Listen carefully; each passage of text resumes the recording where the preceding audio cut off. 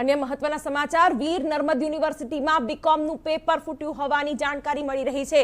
इकोनॉमिक्सना semester 6 नु paper फूट्यु छे। परीक्षाना 1 कलाक पहला ज पेपर फूट्यु होवानो दावो। कोचिंग क्लासना विद्यार्थीओने 1 दिवस अगाऊ पेपर मळ्यानो आक्षेप थई रह्यो छे। गई काले ज पेपर फूट्यानी जानकारी मळी होवानो सेनेट सभ्यनो आक्षेप छे। वाडिया विमेन्स कॉलेजमांथी पेपर फूट्यानो सेनेट सभ्यए दावो कर्यो। पेपर खुल्ला हता तेवी जानकारी स्क्वॉडने मळी हती अने वाइस चांसलरे पण आ अंगे आ निवेदन आप्युं छे। आ साथे वाइस चांसलरे कह્યું છે કે અમારી ટીમ પુરાવા મેળવી રહી છે। સેમ 6 નું જે પેપર ફૂટ્યું છે તો આપણી સાથે કુલપતિ જોડાય છે, તેમની સાથે વાત કરીશું। કઈ રીતનું આખું પેપર ફૂટ્યું છે સાહેબ? જે સેમ 6 નું જે પેપર ફૂટ્યું અને સામે વાત સામે આવી છે, કેટલી હકીકત છે, કઈ રીતની આખી ઘટના છે?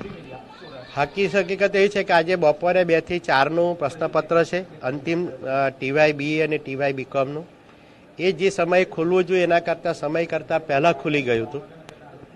સામાન્ય સંજોગોમાં 30 મિનિટ પહેલા ખોલતા હોઈએ છીએ અને બાકીની તૈયારી કરતા એના કરતા પહેલા ખુલી ગયું છે એવું અમને અમારી સ્ક્વોડ દ્વારા જાણ કરવામાં આવે છે। અને જેવી જાણ કરવામાં આવે છે ત્યાર પછી આ વાતને કેન્દ્રના એક્ઝામ સુપ્રિન્ટેન્ડન્ટ, આદરણીય આચાર્યશ્રી, આદરણીય પરીક્ષા નિયામકશ્રી, આ બધી પ્રવૃત્તિઓ આદરણીય પરીક્ષા નિયામકશ્રીના નેતૃત્વમાં થતી હોય છે। અને ત્યાર પછી અમને જાણ કરવામાં આવે છે કે આ રીતની માહિતીઓ છે તો આપણે શું નિર્ણયો લઈએ। એટલે તરત જ એના આદેશો છે કે પહેલાં મને એની દરેક વસ્તુની ચકાસણી કરવા દો। ચકાસણી કરતા જે સમય ગયો એ તરત જેવું ચકાસણી એક્ઝેક્ટ ઓકે થઈ કે હા હવે આ રીતે વહેલા સમય કરતાં વહેલું ખુલી જ ગયું છે તો આપણે રદ કરી રહ્યા છે। પેપર 1 કલાક પહેલા વિદ્યાર્થીઓને જે મળી જાય છે એટલે સ્પષ્ટપણે કહી શકાય કે પેપર ફૂટ્યું જ છે, કારણ કે લીક થયું છે। વિદ્યાર્થીઓને જો મળી ગયું હોય તો તેની નકલો જ્યાં સુધી અમારી પાસે હજુ હાથમાં આવે ત્યાં સુધી અમે એવું એકદમ સ્વીકારી નહીં શકીએ કે આ નકલ સમય કરતાં પહેલાં ખુલી ગયું છે એ વાત નક્કી છે, પણ વિદ્યાર્થીઓ પાસે પહોંચ્યું કઈ રીતે પહોંચ્યું એ તપાસનો વિષય છે। તો જવાબદારી કોની નક્કી થાય સાહેબ? આ પેપર જે ખુલી ગયું છે કઈ રીતે ખુલ્યું, કોને નજર હેઠળ મતલબ છે કહી શકાય, કોની જવાબદારી ગણાય?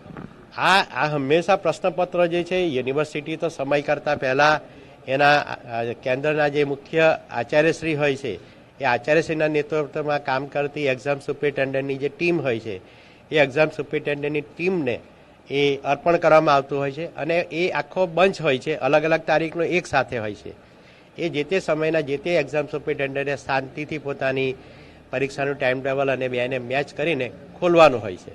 તો સાહેબ કેટલા પેપરો હતા એક સાથે અને તમામ પેપરો 5-5 પેપરની જે વાત છે તો 5-5 પેપર ખુલી ગયા? એક જ સમયના હતા, બપોરે 2 થી 4 ના હતા। એ 5-5નો બંચ એક સાથે જ રબર મારીને મૂકવામાં આવતો હોય છે, કારણ કે એ પેપરો જે આવે છે એ એક સાથે મોટી સંખ્યામાં આવતા હોય છે, પણ કેન્દ્ર જે એક્ઝામ સુપ્રિન્ટેન્ડન્ટ જે છે એ એક બંચ બનાવતા હોય છે। એટલે સર કઈ કોલેજની વાત છે, કયા કોલેજની અંદર આ લીક થયાની વાત છે? મતલબ આ જે છે એ ZF વાડિયા વિમેન્સ કોલેજ સુરતમાં જે આવેલી છે તે કોલેજની વાત છે। અને ત્યાં ટીવાય બીકોમની અંદર અર્થશાસ્ત્ર અને ટીવાય બીએની અંદર હિસ્ટ્રી, હોમ સાયન્સ, ઇંગ્લિશ અને ગુજરાતી આ 5 પ્રશ્નપત્ર એક સાથે એમણે મૂક્યા હતા અને 5-5 ખુલી ગયા હતા।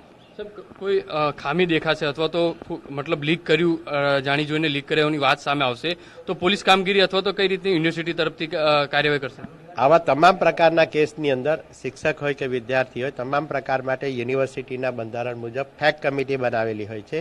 આ તમામ વિગતો હવે ફેક કમિટીને ટૂંકમાં સત્વરે બોલાવીને એની સમક્ષ જ એક્ઝામ સુપ્રિન્ટેન્ડન્ટ અને એની સાથે સંકળાયેલા વ્યક્તિઓ અને જે લોકો પાસેથી આ માહિતી મળી છે એ માહિતીઓની ફેક કમિટીની અંદર એડવોકેટ પણ હોય છે, મહિલા પણ હોય છે, સેનેટ, સિન્ડિકેટ, એકેડેમિક કાઉન્સિલના સભ્યો, સમાજના નાગરિકો, એ તમામ પક્ષકારોની એક કમિટી હોય છે। કમિટી જ આ બધા પ્રકારના નિર્ણય લીધે અને જે કંઈ નિર્ણય લેશે એ કોન્ફિડન્શિયલ રિપોર્ટ એ સિન્ડિકેટમાં રજૂ થતો હોય છે અને સિન્ડિકેટ ત્યારબાદ એનો નિર્ણય કેટલા પ્રકારની કેવી પ્રકારની કાર્યવાહી કરવી એ નિર્ણય લેતી હોય છે। કેટલા દિવસની અંદર રિપોર્ટ આવશે અને કાર્યવાહી થઈ શકશે?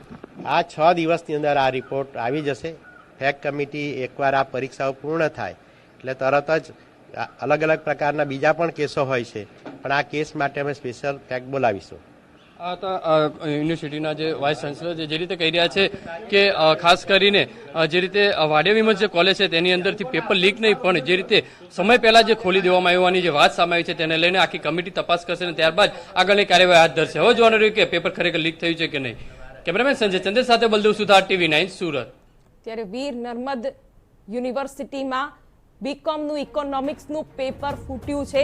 એક કોચિંગ ક્લાસ પાસેથી આ પેપર ફૂટ્યું હોવાની જાણકારી મળી રહી છે. ત્યારે પેપર ફૂટવાની જાણે કે પરંપરા હોય તેમ લાગી રહ્યું છે અને વિદ્યાર્થીઓના ભવિષ્ય સાથે જે ચેડા થઈ રહ્યા છે તે અક્ષમ્ય ચોક્કસથી કહી શકાય.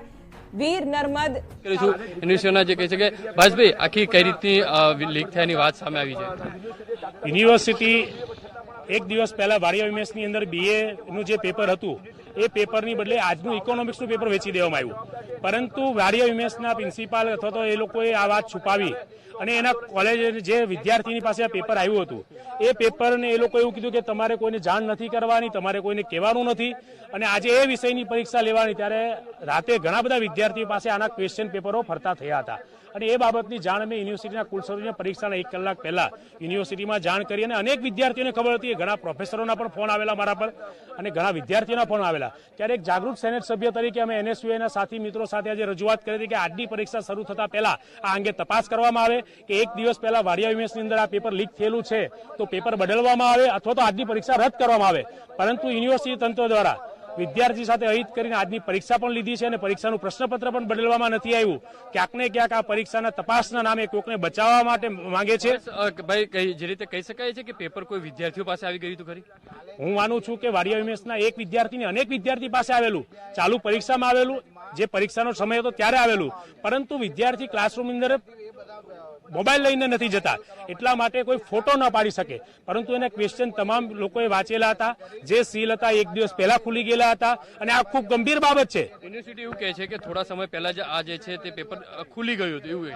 હું એવું માનું છું કે એક થોડા સમય પહેલા કહે છે એ થોડા દિવસ પછી 1 દિવસ પહેલા ખુલી ગયા એવું પણ સ્વીકારશે. આજે જયારે 1 જ કલાકની અંદર જો એવું સ્વીકારતા હોય કે થોડા સમય પહેલા ખુલી ગયો, એનો મતલબ કે ખુલી ગયું છે એ સાચી વાત છે, ખોટું થયું છે એ સાચી વાત છે. અને હવે તપાસના નામે એવું પણ કહેશે કે હા 1 દિવસ પહેલા પણ ખુલી ગયું અને પછી એવું પણ કહેશે કે આ પરીક્ષા ફરીવાર લેશું. એટલે વિદ્યાર્થી હંમેશા આ ભારતીય જનતા પાર્ટીના શાસનમાં મૂર્ખ બનતી રહેશે, ફરી પરીક્ષા આપતી રહેશે. જે રીતે કહી શકાય છે કે બીજા વિદ્યાર્થીઓ છે તેમની સાથે વાત કરીશું શું કહી રહ્યા છે. પેપર લીક થયાની વાત છે, એક વિદ્યાર્થી તરીકે શું કહ્યું છે? અમે વિદ્યાર્થી તરીકે એવી માંગ કરીએ છીએ કે યુનિવર્સિટી જે આવા વારંવાર પેપર ફૂટી રહી છે એને શા માટે છાવરી રહી છે? જો આવા પુરાવા મળતા હોય તો યુનિવર્સિટી કેમ શું કરવા એના સામે કોઈ કાર્યવાહી નહીં કરતી, કોઈ કડક પગલાં નથી લેતી? અમારી વિદ્યાર્થી તરીકે એક જ માંગ છે કે તેના ઉપર કડકમાં કડક કાયદેસર કાર્યવાહી કરે અને એને જેલના પાછળ મોકલવામાં આવે. કઈ રીતે આવનાર દિવસોની અંદર માંગ રહે છે? કારણ કે લીક થયાની જે વાત છે તો વિદ્યાર્થીઓ સુધી આ જે પેપર છે તે પહોંચ્યું હતું ખરી?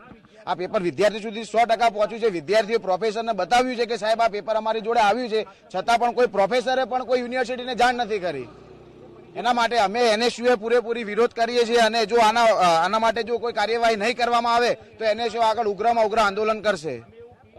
આવનારા દિવસોની અંદર આજે પેપરો જે ગુજરાતની અંદર ફૂટી રહ્યા છે તો આ યુનિવર્સિટીની અંદર એક વધુ પેપર ફૂટ્યું છે, પરીક્ષા રદ કરી છે, કેટલી મહેનત પાણીમાં? બધી પૂરેપૂરી વિદ્યાર્થીઓ જે રાત દાડા વાંચીને જે કરે છે ને આજે એમનું ભવિષ્યનું છેલ્લું વર્ષ હોય તો છતાં પણ આ લોકો એને છાવરે છે. પેપર આજે ફૂટ્યું છે, શું કેવું છે એક વિદ્યાર્થી તરીકે, શું માની રહ્યા છે? વિદ્યાર્થી તરીકે આ વિદ્યાર્થી ખૂબ જ ખોટું થઈ રહ્યું છે. જ્યારે ગઈકાલે પેપર ફૂટું ગયું હતું, કુલપતિ સાહેબને જાણ થઈ હતી, અમારા સેનેટ સભ્ય ભાવેશભાઈ રબારીએ પણ કુલપતિને જાણ કરી, છતાં પણ કુલપતિ અને યુનિવર્સિટી આ પેપર બદલી શકી ના. આના પરથી જોઈ શકાય છે કે વિદ્યાર્થીઓ સાથે કેટલા છબાડા થઈ રહ્યા છે. અને ગુજરાતમાં પેપર ફૂટવું એ મોટી વાત નથી. પહેલા તો સરકારી ભરતીઓના પેપર ફૂટતા હતા, પણ હવે વિદ્યાર્થીઓને જે છેલ્લું વર્ષ છે, જે વિદ્યાર્થીઓ ટર્નિંગ પોઈન્ટ છે, જો એમાં પેપર ફૂટી રહ્યું તો સમજો કે આ વિદ્યાર્થીઓ સાથે કેટલું ખરાબ થઈ રહ્યું છે. આમાં કેટલા વિદ્યાર્થીઓને અસર થઈ શકે છે? છઠ્ઠા સેમનું જે છેલ્લું પેપર કહી શકાય છે, આમાં 10 થી 12 હજાર વિદ્યાર્થીઓને અસર થઈ રહી છે અને દરેક વિદ્યાર્થીઓનું છેલ્લું વર્ષ છે અને દરેક વિદ્યાર્થીઓનું અર્થશાસ્ત્રનું પેપર છે. એટલે અમારી એક જ માંગણી છે કે આના પર ન્યાય તપાસ થવી જોઈએ અને જો તપાસ નહીં થાય તો અમે આવનારા સમયમાં કડકમાં કડક આંદોલન કરીશું અને ભાંજી ત્રીજા માટે પણ આંદોલન કરીશું. જે રીતે કહી શકાય છે કે યુવા વર્ગોના જે નેતાઓ છે તે ઉગ્ર માંગ કરી રહ્યા છે કે પેપરની અંદર તપાસ કરવામાં આવે અને ક્યાંક ને ક્યાંક પેપર જે ફૂટ્યું છે પણ જે રીતે વાત બહાર આવતાની સાથે જ તેને ફેરવી તોલવામાં આવી રહી છે કે પેપર ખરેખર ખુલી ગયું હોવાનું કુલપતિ કહી રહ્યા છે. એટલે આ વાતને કઈ રીતે મને એક મહત્વની વસ્તુ છે કે પેપર ખુલી ગયું, ખુલી કઈ રીતે ગયું, કોઈનું કંઈક હાથ હશે, કોઈ દ્વારા છેડછાડ કરવામાં આવ્યું હોય તેવી વાત શંકાને ધ્યાને આવી રહી છે. એટલે હવે જોવાનું કે કુલપતિ દ્વારા આખી જે તપાસ જે કરવામાં આવી રહી છે 6 દિવસની અંદર રિપોર્ટ સબમિટ કરવામાં આવશે, તેની અંદર કઈ રીતે આખી જે હકીકત બહાર આવશે તેના પર સૌ લોકોની નજર મંડાઈ છે. કેમેરામેન સંજય ચંદ્ર સાથે બલદેવ સુથાર, TV9 સુરત.